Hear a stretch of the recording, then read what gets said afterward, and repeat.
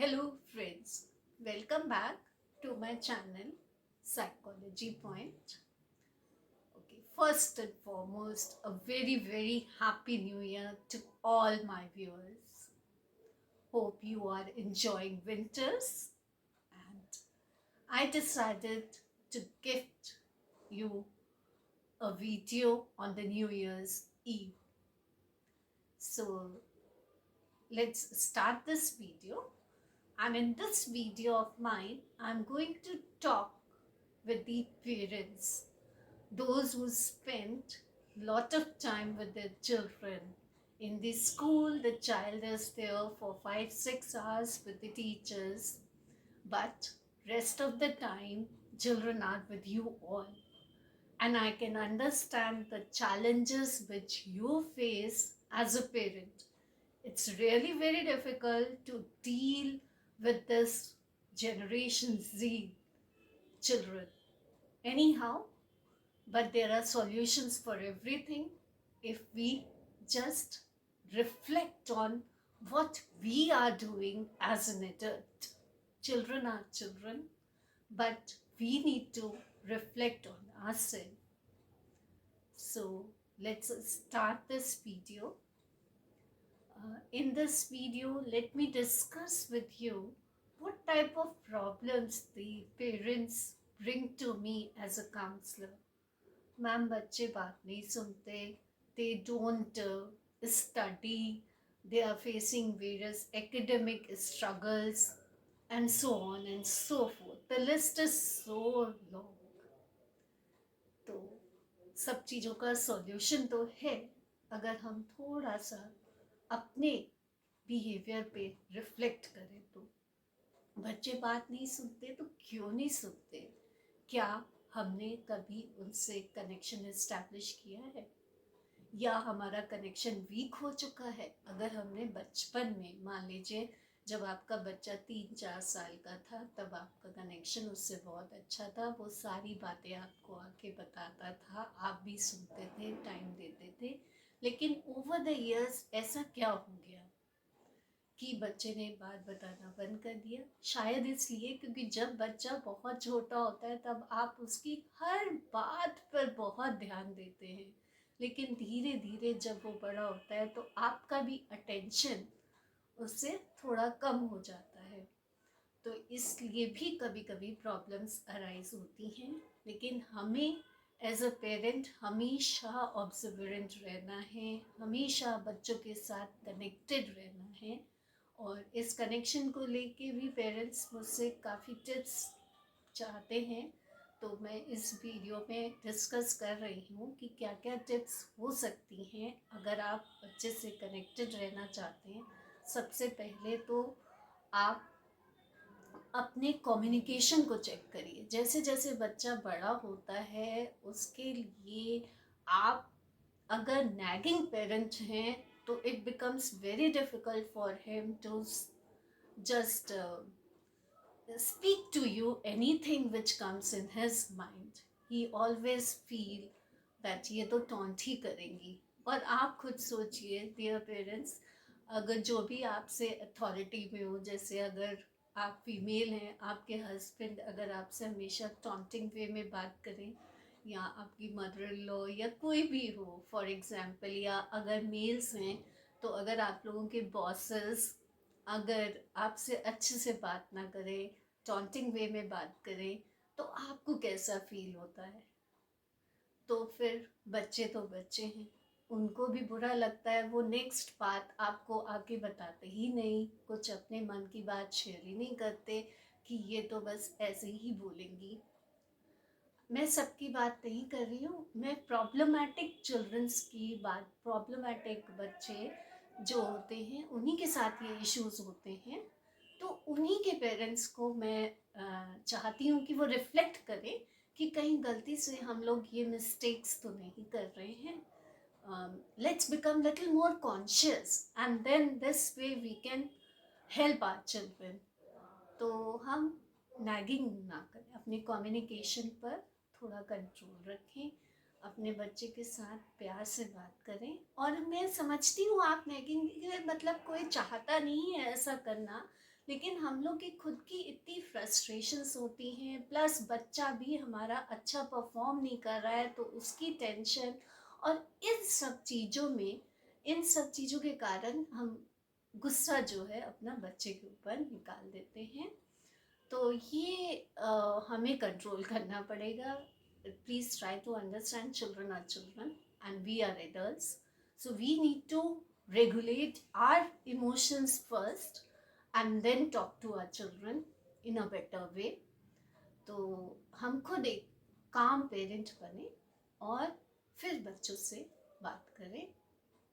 और दूसरी चीज़, आप बच्चों से कनेक्शन इस्टेब्लिश करने के लिए बच्चों की स्मॉल स्मॉल अचीवमेंट्स को हाईलाइट करिए, एकम्प्लिश करिए। बच्चा कनेक्टेड फील करेगा, उसको मोटिवेशन होगा। Next time this will serve as a motivation. If you celebrate his small victories, then he will feel कि it will act as a source of motivation for his next achievement in other spheres. अगर मान लीजिए बच्चे ने academically तो नहीं अच्छा perform किया, लेकिन उसने डांस में या किसी और एक्टिविटी में बहुत अच्छा परफॉर्म किया, तो अब उसको लगेगा कि हाँ, मम्मा तो is very happy with my dance performance, तो अगर मैं एकेडमिक्स में भी अच्छा करूँगा तो then also she'll be happy. And then more than the result, please appreciate the efforts of your children.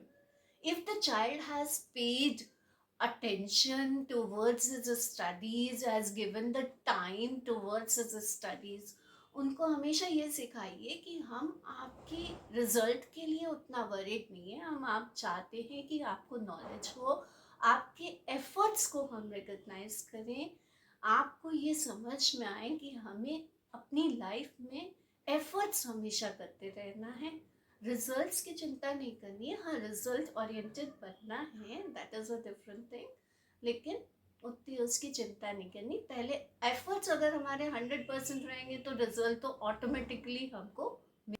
जैसे कुछ पेरेंट्स की कंप्लेन होती है कि मैडम आप तो इतना बताती हैं लेकिन हमारे पास टाइम नहीं होता, तो भाई क्वालिटी टाइम तो कम से कम आपको बच्चे के साथ स्पेंड करना ही है। That much responsibility as a parent you own. Quality time आप दिन में किसी भी टाइम पे दे सकते हैं, जब सब मेंबर्स घर पे हो, स्पेशली डिनर टाइम पे, एवरीवन इज एट होम। मैं भी ये उस पे नहीं हूँ कि you don't go out for working. I want all the ladies to work because then only the children also become independent, they learn too much from you also if you are working. लेकिन हाँ, हमें उनकी life में क्या चल रहा है उसके लिए कनेक्टेड रहना है, उनका ध्यान हमेशा रखना है, जिसके थ्रू भी रखें, चाहे ग्रैंड पेरेंट्स के थ्रू है या अगर जो भी आपने अरेंजमेंट कर रखा है। जो आजकल पेरेंट्स अगर जो यहाँ अभी कानपुर में तो नहीं, लेकिन मेट्रोस में some parents are leaving their children in the crutches when they are always connected with their cameras on the cameras with the children.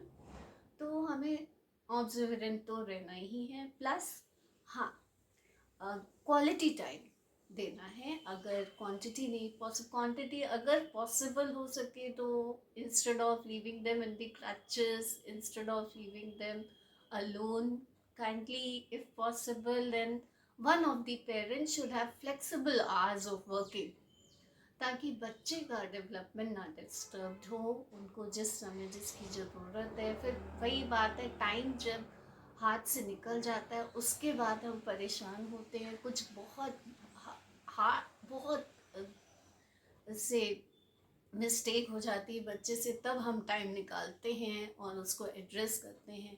उसको करने से पहले अगर पहले ही हम बच्चे से गलती होने से पहले ही हम थोड़े ऑब्जर्वेंट हो जाएं, कुछ अपनी शेड्यूलिंग ऐसे कर लें कि हम हमेशा उसको मॉनिटरिंग कर रहे हैं कि वो कोई गलत काम तो नहीं कर रहा है, तो उससे हमारे ही वो कहते हैं कि अब पछताए होते क्या जब चिड़िया चुग गई खेत, तो उस समय पछताने से तो कोई फ़ायदा नहीं होगा। तो इसलिए हमें पहले से ही ध्यान रखना चाहिए। हाँ, क्वालिटी टाइम की बात मैं बहुत देर से कर रही हूँ। देखिए, क्वालिटी टाइम आप किस तरीके से बच्चे के साथ गुजार सकते हैं। जैसे डिनर टाइम को आफ्टर डिनर टाइम कोई एक्टिविटी एक प्लान रखिए कि आज हम ये एक्टिविटी बच्चे के साथ करेंगे, जैसे कि किसी भी करंट व्यूज़, करंट टॉपिक्स पे आप बच्चों से बात करिए, उनके व्यूज़ जानिए। इससे आपको उनके थॉट पैटर्न का आइडिया होगा मैच्योरिटी के हिसाब से। अगर बच्चा छोटा है तो उसको उसी तरीके का टॉपिक दीजिए, बड़े बच्चे को दूसरा टॉपिक दीजिए। इससे एक तो बच्चे में हर तरीके की स्किल डेवलप होगी, जैसे क्रिटिकल थिंकिंग डेवलप होगी, और you will also get the knowledge कि मेरा बच्चा कितना मैच्योर हो रहा है। और हमें वैसे भी बच्चों को अवेयर रखना चाहिए। और जब इस तरीके का आप डिस्कशन करेंगे, चार बातें बच्चा भी उसमें बोलेगा, और कहीं ना कहीं वो अगर कोई प्रॉब्लम फेस कर रहा होगा तो वो भी बताएगा। प्लस या कुछ एक्टिविटी ऐसी प्लान कर लीजिए जिसमें उनको, उसमें आप कॉन्फिडेंस इंस्टिल कर सकें, एक बिलीफ इंस्टिल करिए कि जो तुम चाहो वो हो सकता है। तो इसके लिए जैसे कोई फ्लैश कार्ड पे whatever he wants to become, maybe he wants to become a counselor, so make him write counselor, then put his signatures below it, put his where he studies, and say that yes, you can become whatever you want. So ये beliefs instill करेंगे। हाँ, और positive अगर हम सोचें कि हम बच्चे को डरा के, धमका के, मार के, पीट के कुछ सिखा सकते हैं, तो आई एम वेरी सॉरी, नहीं सिखा पाएंगे। क्योंकि आप लोगों ने भी, सबने ये देखा होगा कि minus plus plus is equal to minus only. तो अगर हम प्लस से शुरू करें, अगर हम उसमें अच्छी फीलिंग्स इनकलकेट कर सकें, जिसकी हम टीचिंग करने जा रहे हैं, उससे पहले उसकी फीलिंग को बेटर करें। अगर वो फील बेटर करेगा तो वो लर्निंग भी बेटर करेगा। Plus plus will lead two plus. Plus minus तो हम लोग पहले से ही पढ़ते आ रहे हैं ये चीज़ की, ऐसे नहीं हो सकती है, और यही साइकोलॉजिकल स्टडीज़ भी प्रूव करती हैं। और द मेन पेरेंट का एक मेन रोल ही यही है कि बच्चा उनकी कंपनी में सेफ, सिक्योर, ऐसे सूदिंग फील करे। कभी कभी कोई आपको मिलता है जिसकी कंपनी में आप इतना सूदिंग फील करते हैं, I am not able to speak Hindi of this word, but comfortable feel करते हैं, उन्हीं के साथ आप दोबारा जाते हैं, फिर आप उनकी बातें सुनते हैं। ये मेरा आंसर है इस सब चीज़ों का कि बच्चे बातें क्यों नहीं सुनते हैं आपकी। तो अगर आप ऐसा करेंगे तो बच्चे ज़रूर सुनेंगे। इसके अलावा डियर पेरेंट्स, हमें बच्चे की प्रॉब्लम को समझना चाहिए कि बच्चे कौन से चैलेंजेस फेस कर रहे हैं। डिफरेंट एज के बच्चे डिफरेंट चैलेंजेस फेस करते हैं एकेडमिकली, जैसे टाइम मैनेज नहीं कर पाते हैं, या मोटिवेशन नहीं होता है उनमें, या प्रोक्रेस्टिनेटेड होते हैं, और या फिर लैक ऑफ इंटरेस्ट। ये एक बड़ी एक बड़ी समस्या है। आजकल बच्चों से बोलिए, वो कहेंगे कि मैम हमको इंटरेस्ट ही नहीं आता पढ़ाई में, तो हम क्या करें। तो उनको हमें समझाना है डियर पेरेंट्स, उनसे हमें कोई लड़ाई नहीं लड़नी है, उनको हमें कामली समझाना है कि बेटा इंटरेस्ट देखो, अगर तो उनका इंटरेस्ट एक पर्टिकुलर सब्जेक्ट में नहीं है तो हमें उनको दूसरे तरीके से समझा सकते हैं, और अगर केवल टोटली स्टडीज़ में नहीं है तो हमें उनको हमारे समझाने की थोड़ी सी अप्रोच उसमें डिफरेंट होगी। लेकिन जैसे अगर एक सब्जेक्ट में नहीं है तो उसको बताइए कि बेटा एक ऐसा ज़रूरी नहीं है कि ज़िंदगी आपके मुताबिक ही हमेशा चलेगी। बहुत सी लाइफ में ऐसी चीज़ें आएंगी जिसमें आपका इंटरेस्ट नहीं होगा करने का, लेकिन उसकी रिस्पॉन्सिबिलिटी आपको लेनी पड़ेगी। आप उसको अपने उदाहरणों से समझाइए कि जैसे मेरा भी मन नहीं करता सुबह उठ के आपके लिए टिफ़िन बनाने का, इंटरेस्ट नहीं है मुझे भी कुकिंग में, लेकिन मैं भी आपको खाना बना के देती हूँ। तो उसी तरीके से हाँ, जो आपके इंटरेस्ट की फील्ड है या मेरे इंटरेस्ट की फील्ड है, उसको मैं परस्यू करूँगी तो उसमें मुझे खुशी भी मिलेगी, उसमें मेरे अच्छे नंबर भी आएंगे। लेकिन केवल वही तो हमारी ज़िंदगी नहीं है ना, हमें साथ में दूसरी चीज़ें लेकर भी चलना पड़ता है। तो ये इस तरीके से इंटरेक्शन करके बच्चों के साथ हमें बातचीत करनी चाहिए, ताकि बच्चे मतलब अगर इमोशनली कनेक्टेड फील करेंगे और हर चीज़ समझेंगे तो, और प्लेजेंट फील करेंगे, हैप्पी फील करेंगे, तो उनका एकेडमिक रिजल्ट भी अच्छा रहेगा। ओके, तो थैंक यू डियर पेरेंट्स, आज के लिए बस इतना ही। आई होप आपको पॉइंट्स मेरे अच्छे लगे होंगे। प्लीज़ कमेंट करके मुझे बताइएगा, आपका फीडबैक मेरे लिए बहुत इम्पॉर्टेंट है। और अपने कमेंट बॉक्स में टॉपिक्स भी डालिए जो आप चाहते हैं कि मैं डिस्कस करूं। मैं 100% उन टॉपिक्स को लाऊंगी अपने वीडियोस में, और जल्द ही जल्द वीडियोस बनाती रहूँगी। ये मेरा आज न्यू ईयर रेजोल्यूशन है आपके लिए। और कभी भी अगर आप चाहें तो मुझसे पर्सनली भी कनेक्ट हो सकते हैं फॉर काउंसलिंग एंड बाकी। Okay, once again, a very, very happy new year. Thanks for watching. Please do like, share, and subscribe my channel.